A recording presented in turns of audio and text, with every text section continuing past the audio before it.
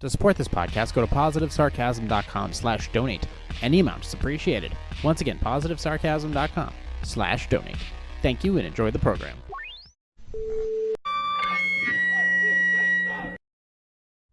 Jay here, positivesarcasm.com, recorded here from the Spare Parts Studio alongside New Hampshire's beautiful seacoast. What is wrong with this goddamn arm? There we go. Like, subscribe, share, donate, positivesarcasm.com/donate. Any amount is appreciated. Questions, concerns, or comments, hit me up on my website, positivesarcasm.com. Go to the contact section of the page, or you can email me directly, positivesarcasm@outlook.com.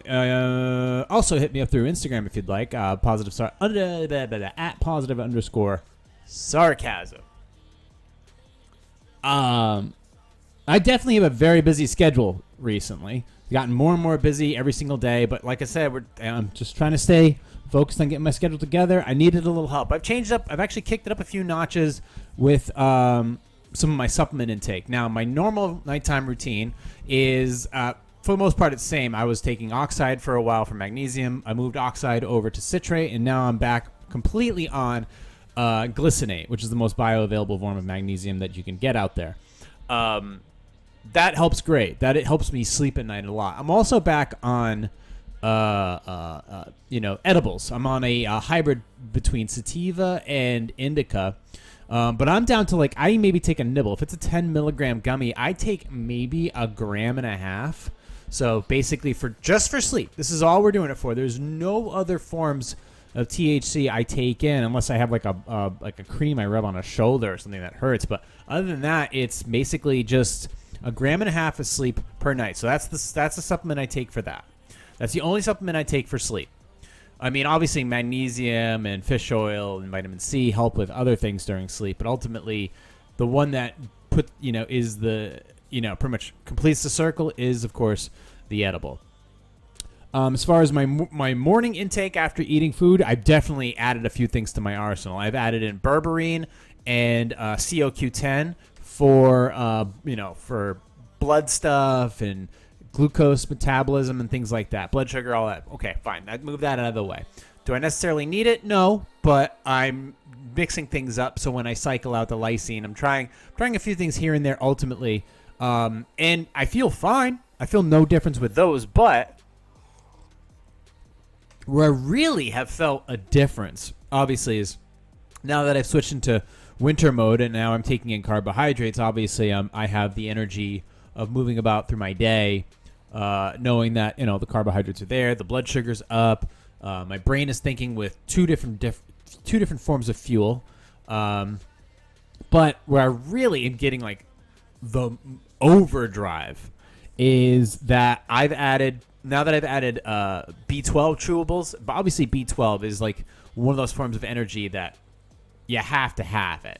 You can supplement with it or you can eat steak, but either way, I've added that one. And then where I've really had the amount of, this is where I really think I've kicked it up a notch with my energy and my mental clarity. Because for the longest time, I've always wanted to get lion's mane into my body. Lion's mane is one of those things that's tested. There's been individual studies, there's been peer studies, there's whatever. And ultimately, lion's mane has been one of those it's like a brain supplement that really helps with kicking things up a notch in terms of memory and speech therapy, things like that. Just kind of clicking an extra, helps put together the puzzle with a few extra pieces already laid out on the table, perfectly set up. If you mix in things like Alpha Brain, on top of that, or Neuro 1, you're really going to be seeing through trees. So with this one, I just added a simple mushroom complex that gives me the opportunity to have energy and mental clarity. So cordyceps mushrooms, reishi, and lion's mane. The lion's mane is going to be for obviously for brain function. The reishi one, that's for mycelium. I don't know much about reishi. I know there's benefits to it, but I didn't get this for that one. I got it honestly for the cordyceps, which is an energy thing, and the lion's mane. But I really am feeling energetic, and I really have been able to think with a lot more mental clarity. I've been able to recall things faster. I've been able to speak more fluently than I previously was before. And it feels good to actually feel like I can engage with somebody and have the knowledge and the memory to back up actually being able to talk to somebody when I add these supplements in. Now, with all that being said, I'm still a fucking idiot, but I am less of an idiot than I was yesterday. So at least if I'm 10% less stupid, then I ultimately feel better about myself. So, that being said, my supplement prices are going up. Like I'm now paying more, so it's like, all right, what do I bet? I'm gonna get rid of the lysine. I think the lysine was an interesting experiment. I think I'm gonna pull that by the wayside. The multivitamin, probably not a great idea. Ultimately, I think that was a waste of time. So once I'm off of those, I'm not going to. I don't think I'm going to continue with that. I don't think I'm going to continue with the multivitamin. So I'm not going to be spending money on the multi, and I'm not going to be spending money on the lysine. So obviously I'm going to start with, so with that being said, I'm going to switch if I'm not going to be taking that, I'm going to use that money to purchase B12, a mushroom complex, and any more lion's mane I can get in my system, and quite possibly going back on Alpha Brain. I still am a huge fan of Alpha Brain. I thought it did wonders for me as far as mental clarity and recall, and even a 10% boost in your mental clarity, man. But there were some days when I was taking it and I was mixing it with caffeine and I had the right type of food in me. I swear I was seeing through trees. So the problem is it's expensive. Ultimately, you're paying like $30, $40 for what ends up being like, I don't know, a 2-week supply. So but ultimately if I'm taking some vitamins out of the equation and finding more cost-effective ways to pick up some of my regular supplements like vitamin C or magnesium or a couple other ones, if I can find, cheaper not cheaper stuff, but I'm saying, say something costs $10, but I can find the same thing somewhere else with the same quality for $5, then cool. I'm going to use that money to help purchase some of these brain and energy supplements, and also helps pay for the gummies, the edibles. But ultimately, the edibles are no big thing for me because if it comes in a 10-pack and it's 10 milligrams, and I'm only taking maybe a gram and a half. Good night. See you in 2 years. 2 milligram bites.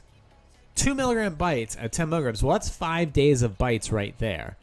And if there's 10 bites, well, I'm good. I'm going to be okay for a while. That's only like $26.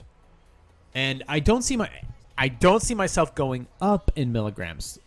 The tolerance never went up. I started at like 10, 15. Even one night I took 20. It's gone down. I'm like, I don't need as much. And then for a while I wasn't on any at all. But it is perfectly safe in my opinion, based on everything that I've researched. And I find myself a little more cognizant in the morning after having a morning coffee like I normally do to accomplish things. Now, I am tweaking like my day as far as how tired I can ultimately get tired when it hits around like 8 o'clock at night and I'm calling it quits. But I'm starting another gym. I'm starting a brand new gym again in a few weeks. I toured it the other day. I made time. I went down there. The nice lady showed me around. This was, first off, the biggest gym I've ever walked into that I was going to be a part of. The cleanest gym that I've ever, with the exception of 9 Round. 9 Round was actually a pretty clean gym, but it was very small, so it was easy to organize and keep clean. But this gym looked spotless. And I mean, first off, they have classes, but I'm not going to take the classes, but they do have boxing bags there. So I can go and use the bags. So I can continue to hit and kick the bags and stuff like that, which is going to be awesome. I look forward to doing that again. I had a decent, was it a roundhouse or just a side kick? Probably a side kick, whatever. Either way, my old trainer's going to have to show me. So ultimately, I'm going to be able to do that again, but I'm looking forward to actually like lifting weights at a gym again, as opposed to what I was doing currently. So I'm going to be able to really force the mass gain. I'm really going to be able to allocate those calories truly Although you can do it but it's ultimately when you go into a gym, you're on display. You are. Most people say no, they don't pay attention to whatever. You're on display. You go into a gym, people see you. They may not be paying attention, but they're paying attention. They see you, but they don't see you. But if you're moving things around, people are noticing. People are paying attention. So it will be weird for the first couple days, but obviously it'll be good to go back into a place that's super clean. Will allow me to be a bit of a bro and do what I need to do, get stuff done, and go from there. I've already, my funds are already allocated for an a teeter inversion table, so that'll be able to help me stretch out my back a little bit. So actually, my lower back pain's been pretty good lately. I've been running okay. It's a little cooler out, so I had to skip today because I had to help. I'd helped the missus with her new Visible account. She went from AT&T, which was $100 a month, down to Visible for $25 a month. But that's all taken care of, so I skipped running this week, but I'm going to be back there running again next week. But my running has been a little bit easier now that it's been cooler, and ultimately I do feel better. My knee is not bothering me anymore, or any of the stuff around the knee. I've been able to run without any pain. Ultimately, I think it had something to do with the combination of running and the combination of being on a summer diet and the combination of basically kicking like a madman over at the 9-round gym. I think a combination of that was really causing some pain in my knees, or the stuff around the knees, ligaments, MCL or whatever. No longer an issue right now. So I'm happy that's out of the way.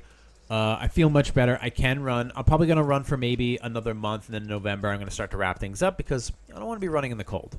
It's not my thing. I'm not a runner. I can run. I can jog 3 miles. It's fine. I can do that. But after that, I'm pretty much good. If you can jog 3 miles, you're healthy. I think. Well, no, I'll take that back completely. I've seen some fatties do 3 miles. I've seen some fatties do way more than that. But ultimately, you got some work to do if you can run 3 miles, but you're still fat. It's just throwing that out there. Anyways, I'm rambling. How about that mushroom complex? Anyways, moving on. I do want to get to a couple Q&A because it's a bit of a late night here at the Spare Parts Studio. So let's hopefully I don't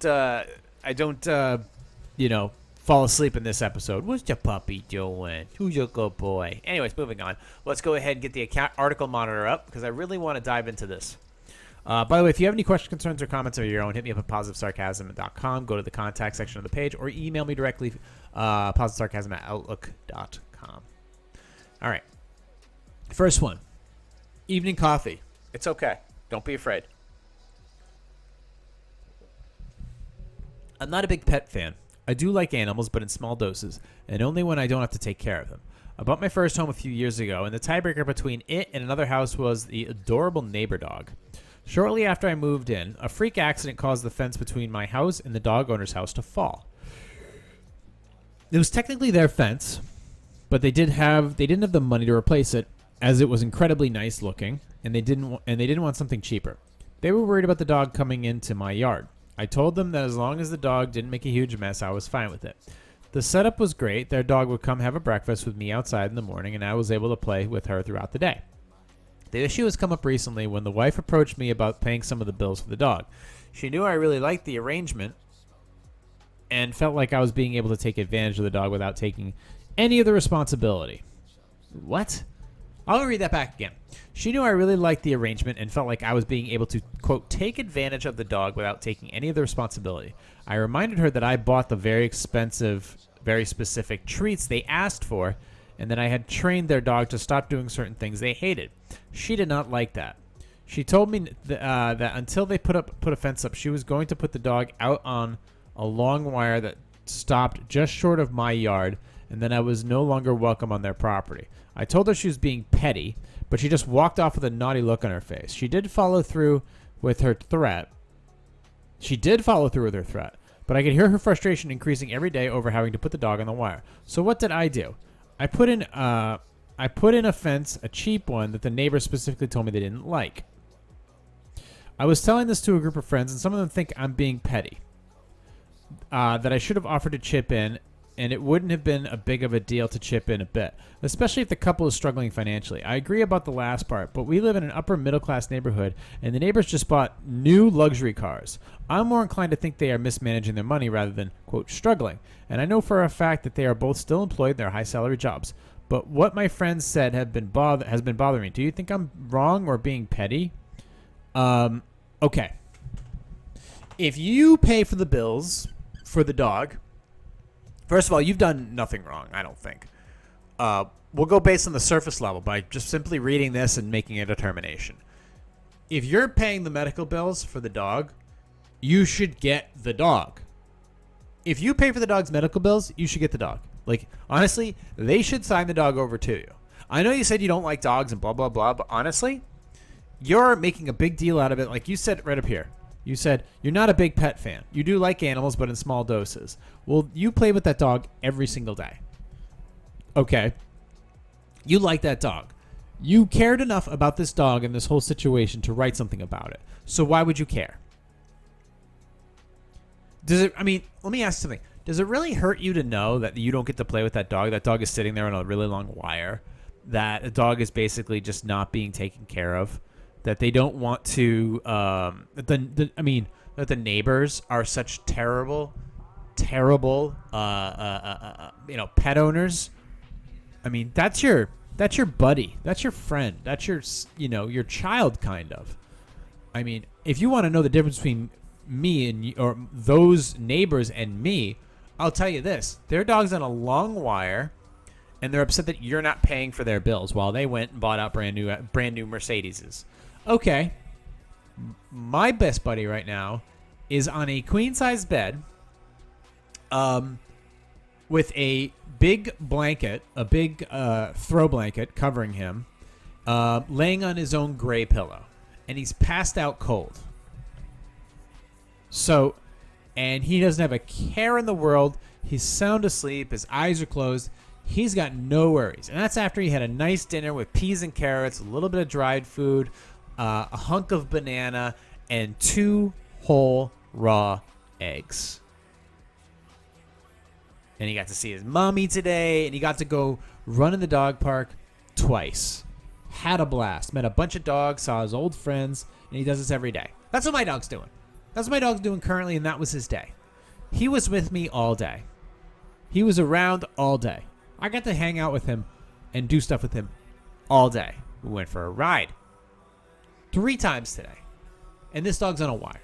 Don't you think that you could establish some kind of bond with this animal other than when it's convenient for you? Now, I'm not chastising you because you're not a fan. You're not, you don't particularly like animals all that much. But ultimately, I am chastising you for, well, not making the offer to buy the damn dog at this point. That's the only thing I'm chastising you. Be like, you know what? Tell you what.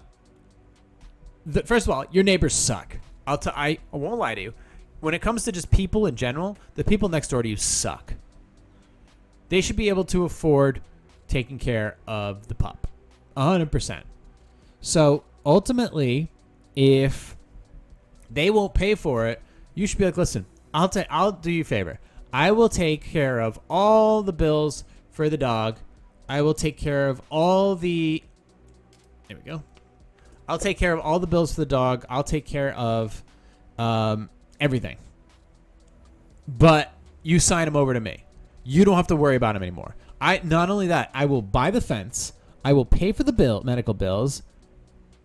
And you'll never have to deal with any of this ever again. But I get to keep the dog. Sign him over to me. And what do you and see if they accept that. See if they accept that. That's one way to look at it. You let them name the price. To me, there's no price. It's whatever they decide. Say, I'll give you $200 for the dog. Be like, it's at least $1,000. Drop the paperwork. Drop the paperwork.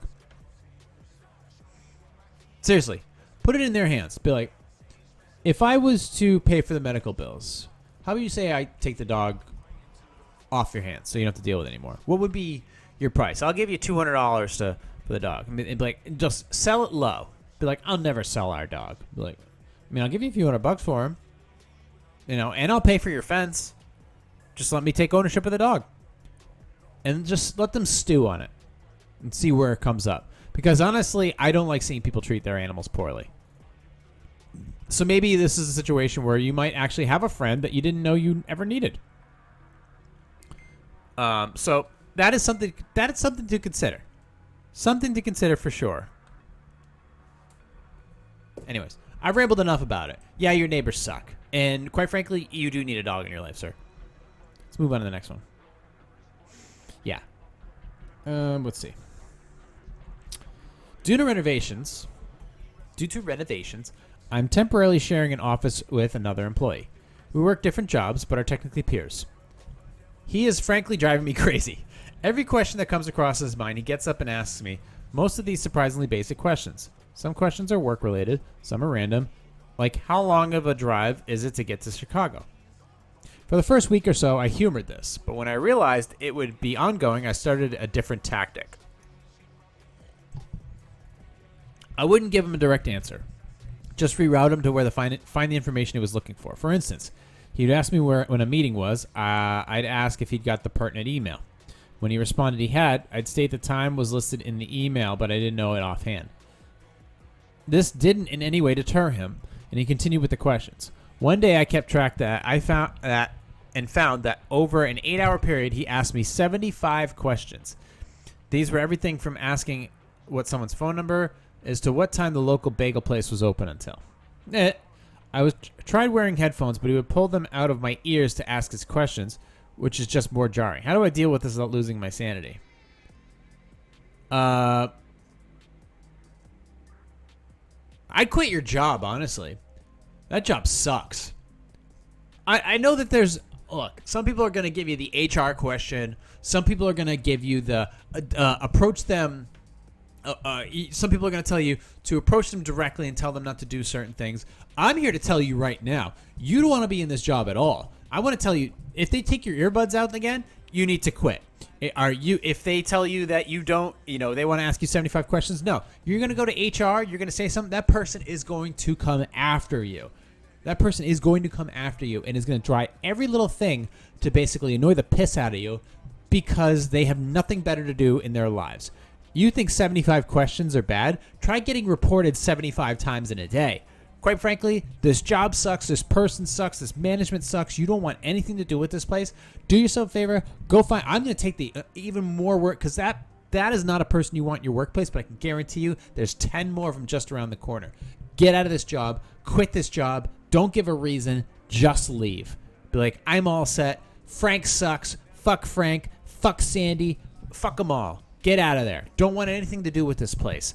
Go find another job where people don't do stupid stuff like this. It isn't. I'm telling you, you got somebody like this in your workplace, you need to quit that whole workplace and get out of there.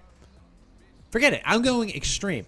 Somebody asks you 75 questions in a job, quit. Quit.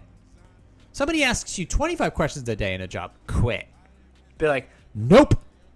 Go find something else. All right, let's do one more. Sip of coffee. Here we go. One bite. Everybody knows the rules. Ooh, boy. Here we go. I've reached an impasse with my boyfriend of 2.5 years. We're both in our mid-30s. We moved in together a little over a year ago. And in the past year, he's initiated several conversations about starting a family. I entertained these discussions, but I told him I was not thinking of having a baby unless marriage is on the table. He said he wants to be a dad. I said I would feel more secure about planning if he proposed. He has only said, that's good to know. Yesterday, he pulled a prank on me by holding out a velvet box, which was empty and came with some jewelry he bought online. It felt mean-spirited given past conversations, so I asked him, what's actually keeping him from proposing to me? He's not only dismissed marriage as a formality, but citing his father, who is very unhappily married. He also raised a number of factors, including how much I work and socialize, as well as his anxieties about an ex who cheated on him. I felt physically ill. We share a home, we vacation, we go out 2 to 3 times a week. I know he's just not ready to get married, and the rest is projection, but I can't even look at him right now. Where do we go from here? All right. You want a family? Get married.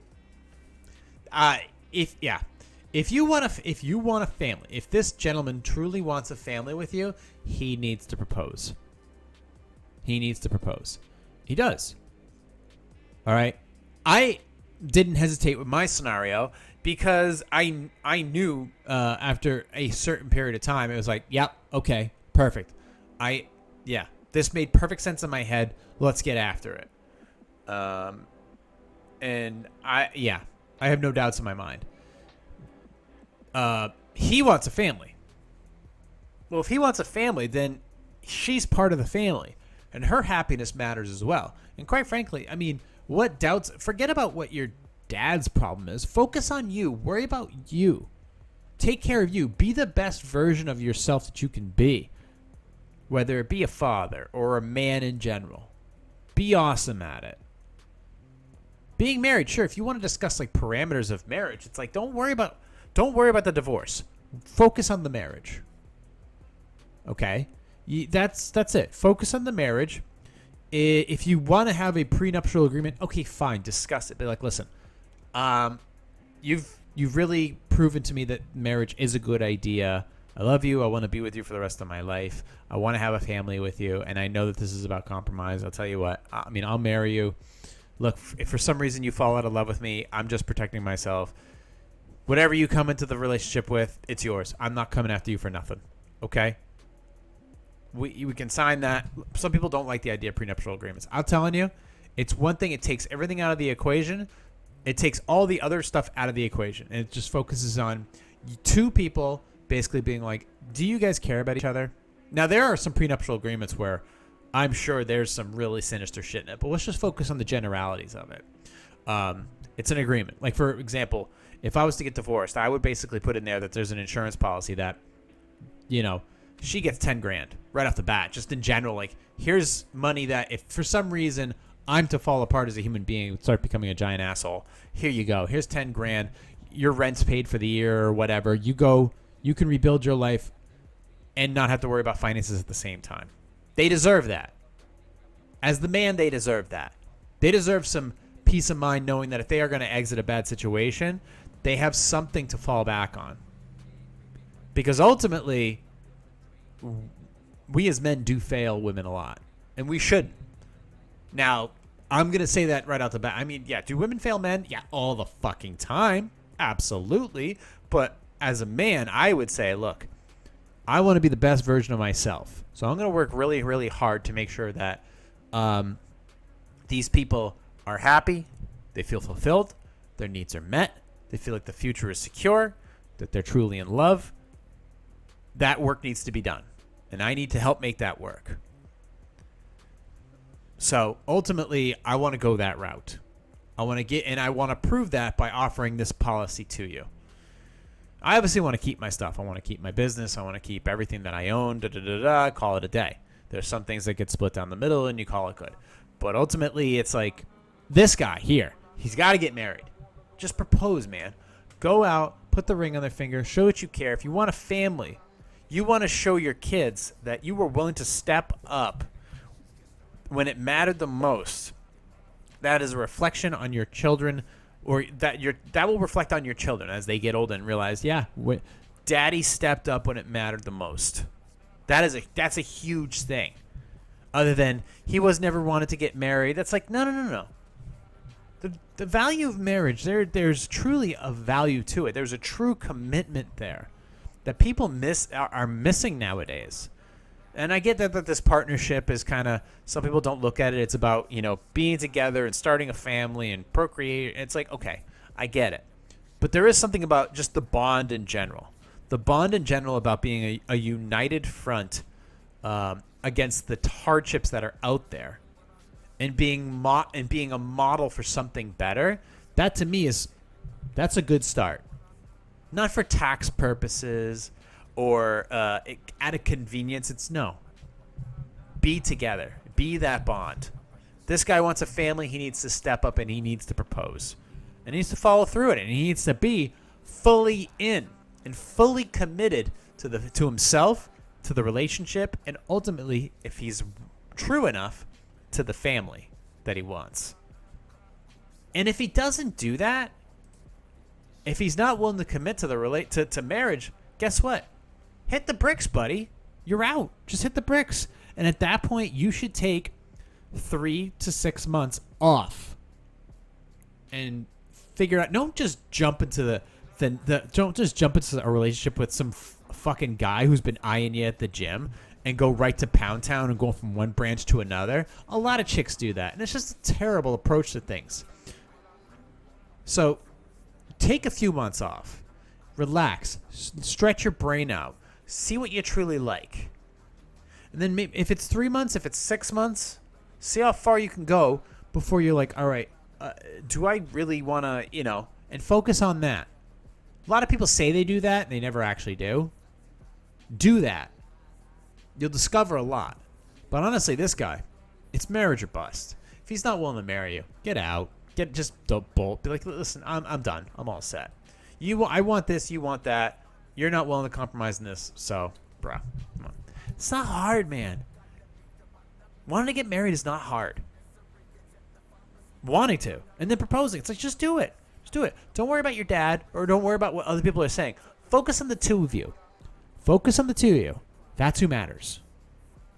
Right. You can find me on Instagram at @positive_sarcasm. You can email me directly. You can email me directly through the website at positivesarcasm.com, or you can just email me directly positivesarcasm@outlook.com.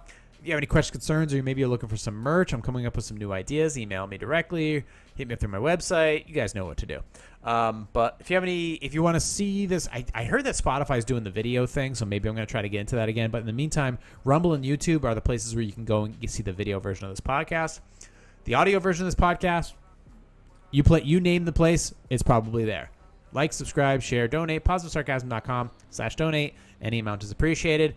I want to thank you guys congratulations to me, I guess, or to us, for winning the film festival, the Nick Sands Film Festival, for Best Nonfiction Submission. I don't know. They said I should submit it, so it did, and became a finalist. And then next thing I know, I got a notification saying, congratulations, I won. So I'll be taking I got a trophy, and I'm going to frame the paper award and put that up in the studio. So cool. Congratulations to me. And thanks to the film festival. Nick, good luck with future endeavors. And if you need something from me, I'm more than happy to accommodate, Got to support independent creators. He was right, man. There's no line anymore between wanting to create and needing a big budget, the studios and stuff. You can truly make your own stuff for next to no money. So thank you for listening, watching, and subscribing. And I'll catch up on you next week. Recorded here from the Spare Parts Studio alongside New Hampshire's beautiful seacoast for entertainment purposes only. This has been a Positive Sarcasm presentation.